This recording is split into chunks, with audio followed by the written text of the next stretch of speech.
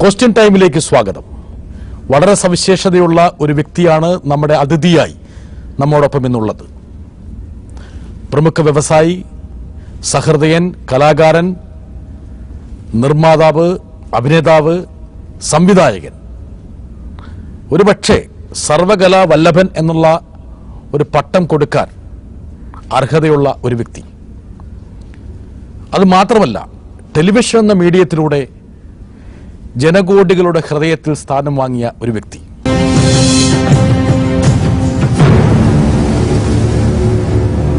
Atlas Ramachandran. നമസ്കാരം. എല്ലാ പ്രേക്ഷകർക്കും എൻ്റെ വിനീതമായ നമസ്കാരം. ജനകോടികളുടെ വിശ്വസ്ത സ്ഥാപനം. വളരെയധികം ക്വാളിഫിക്കേഷൻസ് പറഞ്ഞതിൽ ആ ലാസ്റ്റ് പറഞ്ഞത് മാത്രം ശരിയാണ്. ബാക്കി എന്തൊക്കെയോ പറഞ്ഞു, വ്യവസായി, അതൊന്നും അത്രയ്ക്ക് ശരിയല്ല. അതൊരു സാധാരണ കാര്യം. പക്ഷേ ജനകോടികളുടെ ഹൃദയങ്ങളിൽ സ്ഥാനമുള്ള ഒരാൾ എന്ന് പറഞ്ഞതിൽ ഞാൻ അഭിമാനിക്കുന്നു. ഞാൻ ആ അഭിമാനം, അതിൻ്റെ ശരിയായ കാരണക്കാർ കൈരളി TV തന്നെയാണ്. അതുകൊണ്ട് കൈരളി TVയോടുള്ള എൻ്റെ അഗാധമായ കൃതജ്ഞതയും ഞാനിവിടെ രേഖപ്പെടുത്തട്ടെ. നമ്മളിപ്പോൾ ഈ വളരെ ഇൻഫോർമലായി ആരംഭിക്കണമെന്ന് വിചാരിച്ച ഇന്റർവ്യൂവിനെ താങ്കൾ ഒരു ഔപചാരിക പ്രതലത്തിലേക്ക് ഒന്നുമില്ല, വെറുതെ ഒരു കൃതജ്ഞത മാത്രമേ, വേറെ ഒന്നും പറഞ്ഞില്ല. ഇനിയും അത് പറയാനും പോകുന്നില്ല. ഈ വിശ്വസ്തതയുടെ അസ്വസ്ഥ സാവരം എന്നൊക്കെ പറഞ്ഞ ചില ആൾക്കാർ കളിയാക്കാറുണ്ട്. ഓലോ മിമിക്രിക്കാർ. എന്ത് തോന്നുന്നു? അപ്പോൾ വളരെ നന്നായി തോന്നും. അതായത് അവർക്കൊരു ഇരയെ കിട്ടിയല്ലോ. ഇപ്പം ഞാൻ ഇല്ലായിരുന്നെങ്കിൽ അവർക്ക് ഇങ്ങനൊരു ചാൻസ് കിട്ടില്ല. അപ്പോൾ അങ്ങനെ കുറച്ച് പേർക്ക് ജീവിക്കാൻ സാധിച്ചു എന്നുള്ളത് എനിക്ക് ഭയങ്കര സന്തോഷമായി. ടെലിവിഷനിലൊക്കെ ഇങ്ങനെ ഈ മിമിക്രിക്കാരെ എടുത്തത് ഉപയോഗിച്ചുകൊണ്ടിരിക്കുമ്പോൾ ഇത് കണ്ടിരിക്കുമോ? എങ്ങനെയാണ്? തീർച്ചയായിട്ടും കണ്ടിരിക്കും. ഭാര്യയും മക്കളെയൊക്കെ വിളിച്ച് കാണും. ഭാര്യയും മക്കളും അവർക്കതിലൊന്നും ഇൻട്രസ്റ്റ് ഇല്ല. ഈ അറ്റ്ലസ് രാമചന്ദ്രൻ എന്നുള്ള ഒരു എന്താ പറയാ, ഒരു കഥാപുരുഷൻ, കഥാപാത്രം ജനിച്ചു വരുന്നത്, അതായത് ആ കഥാപാത്രമായി വരുന്നതിൽ ഒരുപാട് എന്താ പറയുക സാഹസികതയുടെയും ഒരുപാട് എന്താ പറയാ അധ്വാനത്തിൻ്റെ ഒക്കെ എല്ലാം ഉണ്ട്. തീർച്ചയായിട്ടും സാഹസികത ആദ്യം പറഞ്ഞത് വളരെയധികം ഉണ്ട്. കാരണം ഞാൻ ഈ അറ്റ്ലസ് തുടങ്ങുമ്പോൾ കമേഴ്ഷ്യൽ ബാങ്ക് ഓഫ് കുവൈറ്റിൻ്റെ 2 ജോലികൾ ചെയ്യുന്നൊരു സമയമായിരുന്നു. അവരുടെ 2 പൊസിഷൻസ് അവരെനിക്ക് തന്നിരുന്നു. രാവിലെ 7 മണി 7:30 മണിക്ക് തൊട്ട് ഒരു 2 മണി വരെ ഒരു ജോലി, പിന്നെ വൈകുന്നേരം വീണ്ടും വേറൊരു ജോലി. സ്വർണത്തോടുള്ള ഒരു താങ്കളുടെ അഭിനിവേശം, പ്രണയം എന്ന് ആരംഭിച്ചത്? എനിക്ക് സ്വർണത്തിനോടൊരു സ്വർണത്തിനോടുള്ള ഈ സ്വർണ്ണാഭരണങ്ങളോടുള്ള ഒരു പ്രതിപത്തി അത് തുടങ്ങിയത് 1981 അവസാനത്തിലാണ്. അതൊരു വ്യവസായിയുടെ കണ്ണാണോ അതിലുണ്ടായിരുന്നത്? അതെ, തീർച്ചയായിട്ടും. കാരണം അതിനു മുമ്പ് എൻ്റെ ഭാര്യ കുവൈറ്റില് ആഭരണങ്ങൾ വാങ്ങിക്കാൻ പോകുമ്പോൾ ഞാൻ കടയുടെ ഉള്ളിൽ പോകാറില്ല. അവര് പോയിട്ട് അവസാനം എന്താ ഇത്ര ഡിനാറായി, ഇതൊന്നും ചെക്കോ ബില്ല എന്താ വെച്ചാൽ കൊടുത്തോളൂ. ഭാര്യയോട് ഷോപ്പ് ചെയ്യുന്നതിന് ഇഷ്ടമല്ല. അതല്ല, അവിടെ കടകളൊക്കെ അന്ന് വളരെ ചെറിയ കടകളാണ്. അതിൻ്റെ ഉള്ളിൽ തിങ്ങി വിങ്ങി നിൽക്കാൻ അത്ര ഇഷ്ടമില്ല. അപ്പൊ നമ്മൾ പുറത്ത് നിൽക്കും. അപ്പൊ ഞാൻ പുറത്ത് നിൽക്കും. പുറത്ത് കാഴ്ച കണ്ട് നിൽക്കും. പുറത്ത് കാഴ്ചകളൊന്നും ഇല്ല, കുവൈറ്റല്ലേ, മരുഭൂമിയല്ലേ, അന്ന് കാഴ്ചയൊന്നുമില്ല. പക്ഷെ അതിന്റെ ഉള്ളിലിരുന്ന് ആ ചൂടിനേക്കാൾ ഭേദം പുറത്തുള്ള ചൂടാണെന്ന് തോന്നി. അപ്പൊ അവസാനം പറയും, അയ്യോ ഇത്ര 350 ഡിനാറായി അല്ലെങ്കിൽ 1200 ഡിനാറായി എന്ന് പറയും. ഓക്കെ, അത്രയും അത്യാവശ്യം എടുക്കും എന്ന് പറയും. ഭാര്യയോട് വലിയ ഉദാര വായ്പുള്ള ആളാണ്.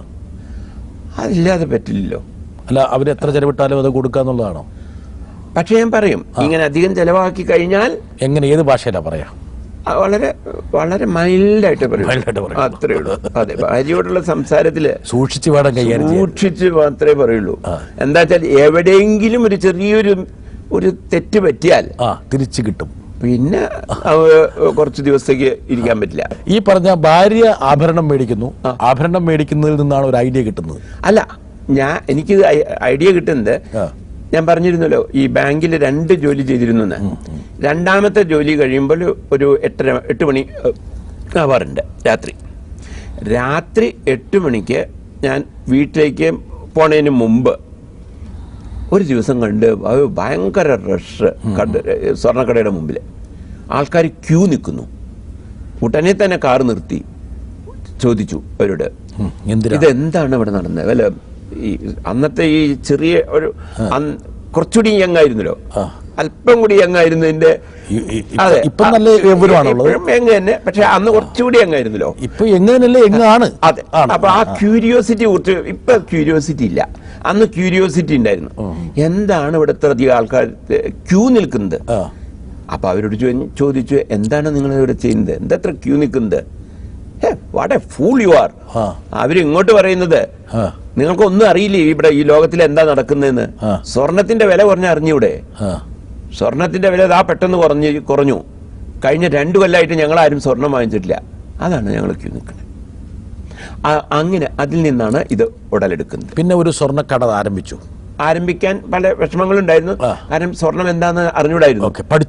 അത് പഠിച്ചു. ഒരു തട്ടാനെ വിളിച്ചു. തട്ടാൻ എന്ന് പറയുന്ന കമോഡിറ്റി അന്ന് കിട്ടാൻ വിഷമായിരുന്നു. നാട്ടിൽ കൊണ്ടുവന്നോ? അല്ല, അവിടെ തപ്പി പിടിച്ചു. തുടക്കം എങ്ങനെയാണ്? ആശങ്ക ഉണ്ടായിരുന്നോ? അതെയോ? എനിക്ക് ആശങ്ക ഉണ്ടായിരുന്നു. എത്ര പണം ഇൻവെസ്റ്റ് ചെയ്തു? അന്ന് എന്റെ കയ്യിലുള്ളത് മുഴുവനും ഇൻവെസ്റ്റ് ചെയ്തു. 81 ഇൻവെസ്റ്റ്മെന്റ് എത്രയായിരിക്കും? ഒരു 60,000 ഡീനാഴ്സ്. ഒരു ഡീനാർ എന്ന് പറഞ്ഞാൽ 150 രൂപ. അപ്പൊ അത് വെച്ച് കണക്കാക്കിയുള്ളൂ. എനിക്കിപ്പോ കണക്കാക്കണമെങ്കിൽ.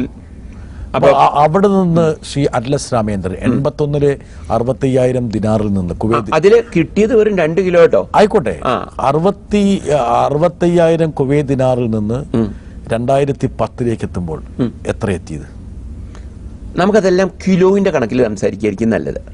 എന്താന്ന് വെച്ചാൽ ഈ 60,000 ഡിനാർ എന്ന് പറഞ്ഞാൽ അന്ന് 2 കിലോ കച്ചവടം.